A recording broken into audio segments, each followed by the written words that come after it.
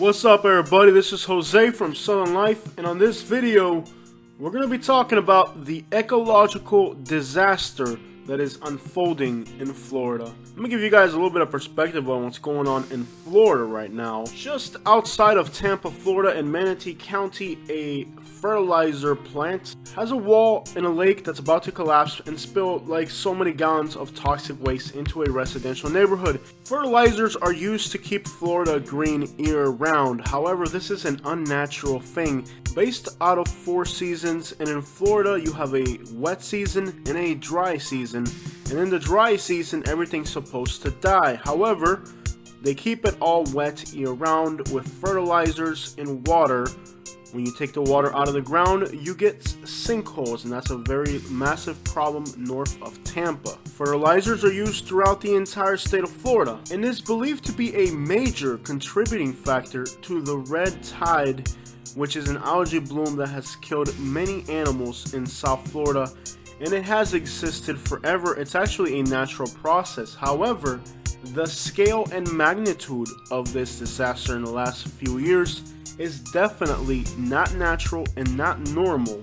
In particular, the adverse effects on human beings, especially those who have sensibilities and allergies and diseases like asthma. The situation is also aggravated by the population increase, which the state's ecological system can simply not tolerate. The region of the country where I live now, North Florida and Alabama, has been inhabited since the 1500s and before that by Native Americans. However, since the invention of air conditioner in the 1960s, from there onward, Florida's population has been able to expand. Before that, only the bravest folks could tolerate the unbearable humidity and conditions present in South Florida. Florida's population explosion and over 1,000 people moving there a day, which is something people brag about, is unprecedented territory for the state's ecology, which cannot bear this massive amount of population, chemicals, roadways, and other ecological disasters as a result of human infringement on an ecology which is unique and unlike anything else in the entire world. Yes, Florida is unlike anything else in the entire world, from the species that live in Florida to the way the habitat, the plants, and the water function. There's nothing like it. This unique ecosystem is unlike anything else on the entire planet.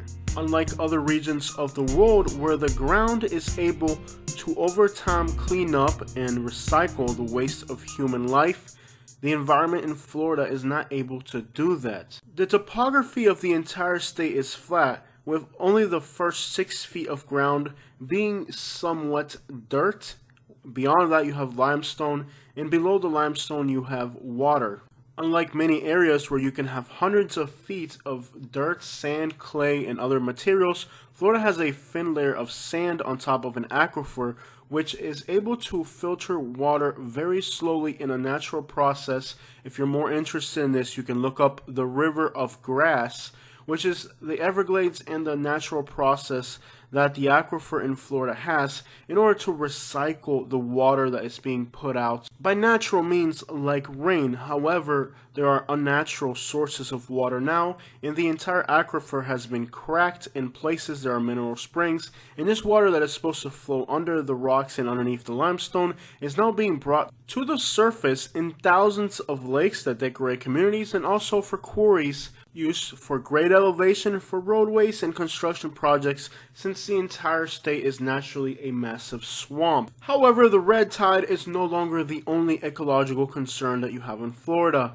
Also, manatees are dying and starving, and is believed to be a cause of the death of the grass seabeds that they feed on. While many people are surprised that the manatees are dying, people like myself who are familiar with Florida and its ecology are actually surprised they're still even around at this point. Then there are other things that are causing massive destruction to the ecology, mostly at the hands of engineers. Now, I'm not an engineer, but I spent my entire life right here in this place we're looking at. This is Wiggins Pass in North Naples, Florida. And this place has been dredged continually Most recently, some of the dredging killed away a species of snails which would eat the green algae that causes the red tide. Naturally, these passes are undisturbed, which is the habitat needed for these animals to survive in, and these are the snails that eat the algae that cause the red tide blooms. However, in order to get our massive boats to the Gulf, a massive canal system has been created, and in the process, these canals have to be drained through the passes, which in that process destroys the natural habitat and in turn kills these sensitive species that prevent the algae blooms to begin with. Also accelerating the rate of water flow and the contaminations that are entering the waterway, firewalls have been created in Lee County and Collier County, Florida. These are built by the state of Florida in case there's a natural brush fire, that these brush fires do not expand and destroy massive areas and put homes and human lives in danger. Ironically, if you hadn't built the canals to begin with, this wouldn't really be a problem because the canals have lowered the water table, which is the reason why brush fires are a problem for residential areas in the dry season. Beyond that, these firewalls are basically expressways for rainwater,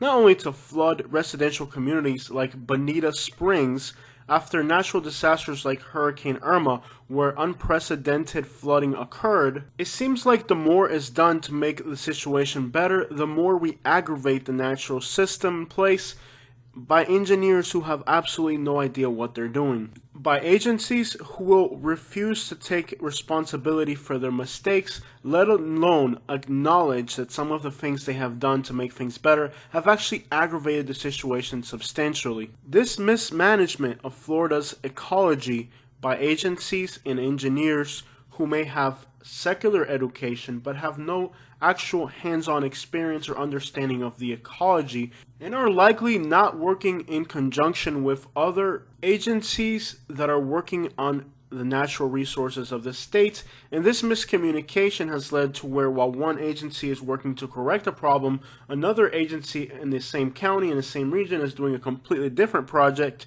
that is actually aggravating what another agency is fixing, which means countless billions of dollars are spent in counterproductive, worthless projects that are doing absolutely nothing to help the state. They're actually aggravating the current situation. Most lifelong residents who understand this problem understand that the entire state's ecology is beyond repair at this point, and that the necessary implements that need to be put in place to make the situation better are not going to take place. Back to the fertilizer plant in Manatee County. You would think that this plant is making fertilizers for the United States. However, after doing some research, this is information that is available to you on the internet, has been brought to my attention by a friend of mine who is a biologist in the state of Florida. These fertilizers are actually being sent to countries which are most likely not using these materials as fertilizer. They're buying it as fertilizer, but they're most likely using these toxic materials to enrich uranium. It seems like the best thing that can be done is to stop trying to manage the environment and just leave it the crap alone. If human intervention is what caused the problem to begin with, how is it logical that more human intervention on massive scales is going to make anything better?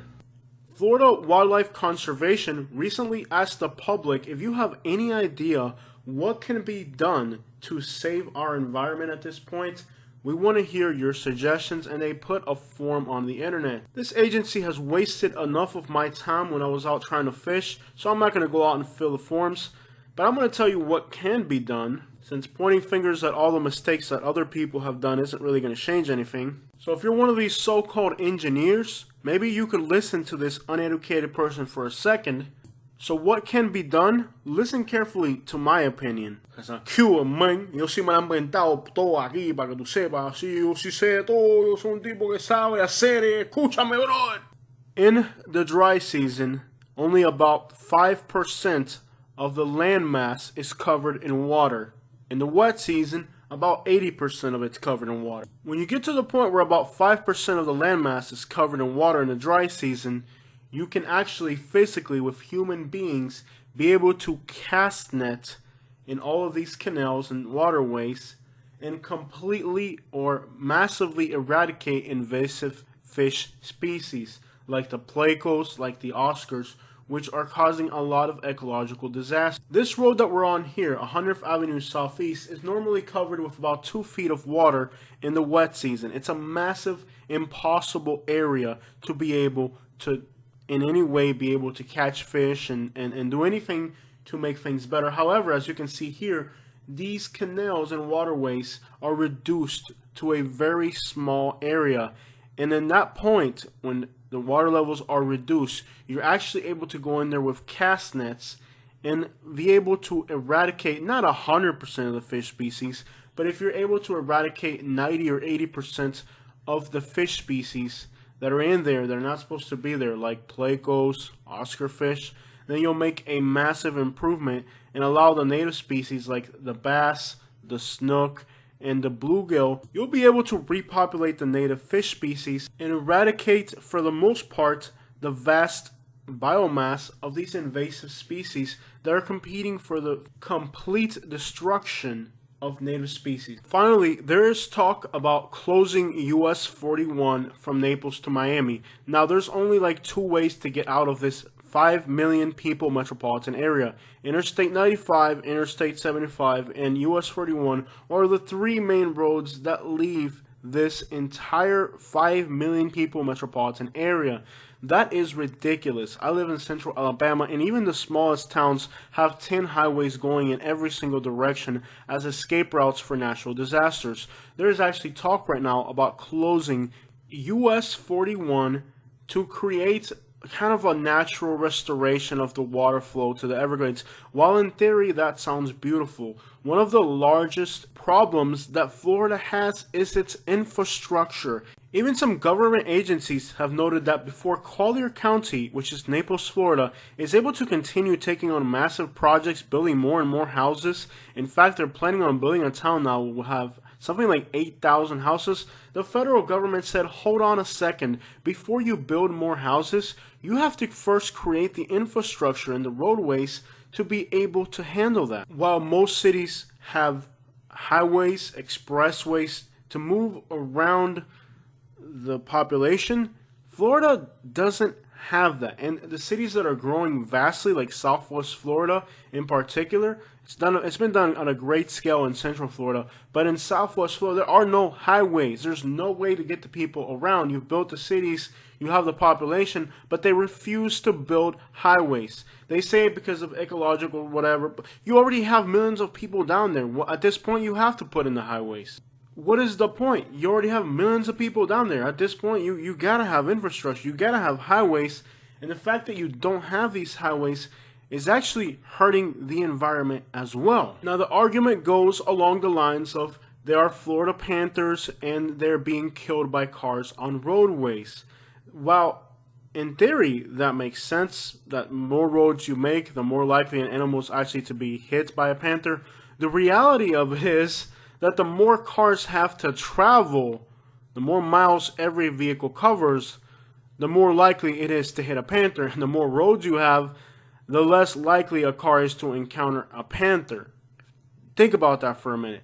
The concept is, well, we can't create any more roads in these sensitive habitats because these roads are going to kill panthers. Okay, that's the concept. However, the reality of it is that there are areas where you can drive, for example, from Bonita Springs to Immokalee could be about a 9-mile drive. However, it's about a 45-mile drive. So now you have 20,000 people every single day who end up having to drive 38 miles longer in some circumstances, and then they hit a panther. So what makes sense in theory, what at first glance makes sense, in practice makes absolutely no sense.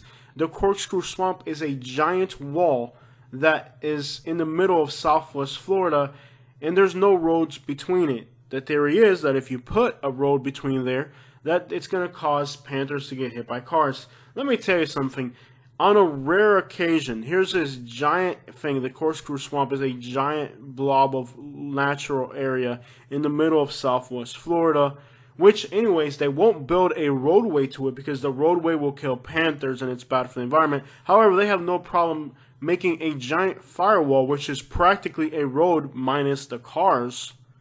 So they scar the landscape regardless. These firewalls, they've already scratched and damaged and destroyed the. Think about it. I mean, when they build these giant firewalls, it's basically a giant highway. Actually, the easement on the sides that they clear is actually bigger than on the highway. So they build these giant firewalls in the middle of these natural areas like the Corkscrew Swamp, but they won't let a road go through there. So now if you're going from Bonita Springs to Immokalee, which could be like a 9 to 10 mile drive, it turns into like a 45 to, 38, 45 mile drive through traffic. Now the car's wasting gas, which is polluting the environment. That have a better integrated road system have much lower accident fatalities, even though they have larger populations. An example is New York, which has a larger population than Florida, but has much less accidents that lead to fatalities. And that's pretty much expected in urban areas. Rural areas usually have higher fatalities in road accidents. But my point is this, that these roads are extraordinarily dangerous. Corkscrew and Immokalee Road, and these roads there needs to be a way to get from Bonita Springs, for example, to Immokalee, Florida. This needs to happen. This isn't a want. This needs to happen. And there are no Panthers in that area. In fact, anybody who lives in Southwest Florida knows for a fact that at this point there's more Panthers in the residentially plotted area of the Golden Gate Estates than there are in all of the natural preserves put together. And that is the reality, is that there are no Panthers left in the Everglades. They're going to residential areas to prey on domestic animals like small cats and dogs and goats and stuff, because there's nothing left in the Everglades at this point.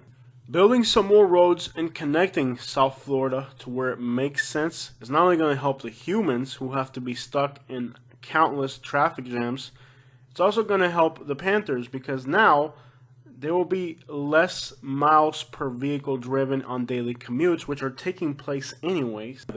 When they close US 41 and there's no true traffic, developers are going to be more interested in that area for residential development. And that's actually where the Panthers are now, and a lot of the black bears. In fact, the vast majority of the black bears in Collier County are in that area that's zoned agriculture, not in the area that's actually a preserve, except for a few areas in the Fakahashi Strand, which are densely treed, where the royal palm trees are and stuff like that. But these are small pockets that really do hold a lot of Panthers, but these are really small areas. Look, it's a lost war. You're not going to save the environment. It's already too late, but you do have to address the growing population, and you do have to put in infrastructure that makes sense, because this infrastructure that doesn't make sense is actually what's leading to animals being hit on roadways, and that's actually what's leading to the actual demise of the place. Is that while on one hand you're making these giant infrastructure projects and you're not letting roadways go through these areas, then you're actually allowing the areas where the animals are actually at now, which is not zoned for preservation. In other words, the areas that have been zoned for preservation have been destroyed and mismanaged so much by the state that now the animals that were there are actually moving to residential areas, but you're not allowing the residential areas to get the roadways and infrastructure they need because of what's going on in the areas that are already being mismanaged. And you're probably thinking, Jose, that makes absolutely no sense. But sometimes things that don't make sense in practice actually work. Alright guys, so there it is, the explanation, and we can go on forever on this, but the eradication of these invasive fish species is a must, and proper infrastructure for the large and growing metropolitan areas is a must, as well as recognizing that some of these large projects that are being implemented are actually going to aggravate the situation even more. You know, in a world where things made sense, another problem is the sugar industry in Florida. In a world where things make sense, for example, tomatoes and sugarcane grow perfectly in Cuba without causing any type of ecological disaster, we're trying to grow tomatoes and we're trying to grow sugarcane on a massive scale in South Florida, in places where it's not meant to grow. If we just brought these things from Cuba where they grow naturally without causing any type of damage to the environment, but we're trying to artificially create agriculture in a place that really isn't supposed to have it there. If we just listened to nature and just did what was natural, like letting our grass die in the winter and understanding that tomatoes aren't supposed to be grown in the Everglades and sugarcane isn't supposed to be grown in the Everglades. It's my explanation of Florida's ecological disaster and how it's unfolding and what can be done to make things better. I think recognizing the damage that has been done and what is irreparable at this point, because I grew up as a conservationist when it comes to nature. I grew up watching Steve Irwin. I grew up playing with snakes in my backyard in Naples and running from black bears in the woods. I grew up around that. That to me is my childhood and really my passion. As you can see, these videos are not file photos. Unlike these other YouTubers who are stealing my content to make massive amounts of profit, every video clip you're looking at here is something that I've recorded myself. And as you can see, I spent a lot of time in Florida with nature in the Everglades, and I love and understand these places. But I also recognize that at this point, it's too late to be talking about some things. And how we feel about something doesn't even matter anymore. What matters now is waking up to the reality that the ecology has been destroyed, the manatees are starving, the panthers are being hit by cars and they're not living in the areas where they're supposed to. Or maybe is it us who are living in the place we're not supposed to? I don't think I was able to cover a fraction of the things that I wanted to on this video, but that's an overall simplification of what's going on in the environment in Florida. I think the best thing we can do is just get out of there. Leave it alone. Stop trying to make these massive projects. Just stop touching it. Leave it alone, because everything we've done has just made it worse.